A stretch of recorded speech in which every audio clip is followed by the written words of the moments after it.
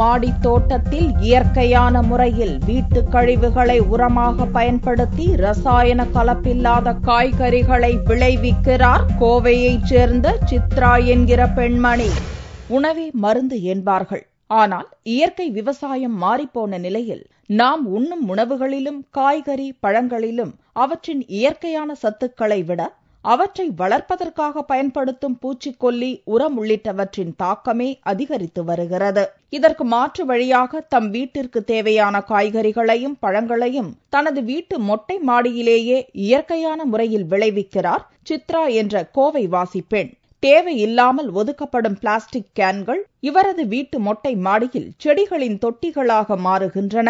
இவற்றில் தென்னை நார் கழிவுகளை நிரப்பி அதில் கத்திரிக்காய், பீட்ரூட், பச்சை மிளகாய், தக்காளி, வெண்பூசணி, தட்டை பயிறு மற்றும் கீரை வகைகளை பயிரிட்டு தனது வீட்டின் உபயோகத்திற்கு பயன்படுத்துவதோடு மட்டுமில்லாது பக்கத்து வீடுகளுக்கும் கொடுத்து உதவுகிறார். பாப்புலேஷன் ஜாஸ்தி ஆகுது, விளைநிலங்கள் கம்மியாகுது. ஸோ நம்ம ஒவ்வொருத்தரும் இதை உணர்ந்து கெமிக்கல் ஃபெர்டிலைசர், கெமிக்கல் பெஸ்டிசைட் போடுற உணவை நம்ம அந்த ஃப்ரூட்ஸ் வெஜிடபிள்ஸ் சாப்பிட்றதுனால நிறைய விஷயங்கள் மனுஷங்கள்ல ஹியூமன் அது நர்வஸ் சிஸ்டம் கொலாப்ஸ் பண்ணுது, கேன்சர் வருது. இந்த கெமிக்கல் சாப்பிட்றதுனால குழந்தை இன்மை ஜாஸ்தியாகிட்டு இருக்கு.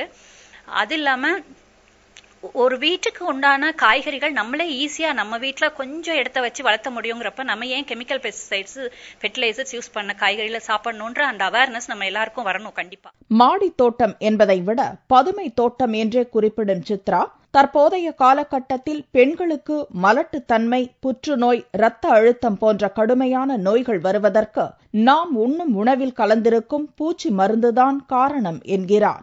என்னால முடிஞ்ச வரைக்கும் நான் வளர்த்துறேன், ஏன் எல்லாரும் இதை வளர்த்தக்கூடாதுன்னு எனக்கு தோணுது. I am just a house wife. எனக்கு விவசாயத்தை பத்தி ஒண்ணுமே தெரியாது. நான் டவுன்லயே வளர்ந்து பொண்ணு. நான் விவசாயம் கிடையாது.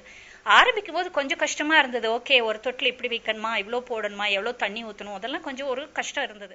வீட்டில் பசுமை தோட்டம் அமைத்தால் காய்கறிகள் பயிரிடுவது மட்டுமில்லாது வீட்டையும் குளுகுளுவென வைத்திருக்கலாம். கோடை காலத்திலும் பகல் நேரத்திலும் மின்சார தேவையையும் மிதமாக குறைக்க முடியும். குறைந்த தண்ணீரில் நிறைந்த பலன் தரும் பசுமை தோட்டம் வீட்டில் தனியாக வசிக்கும் இல்லத்தரசிகளுக்கு சிறந்த துணை என்றும் இவற்றின் பயன்களை அடுக்குகிறார் சித்ரா.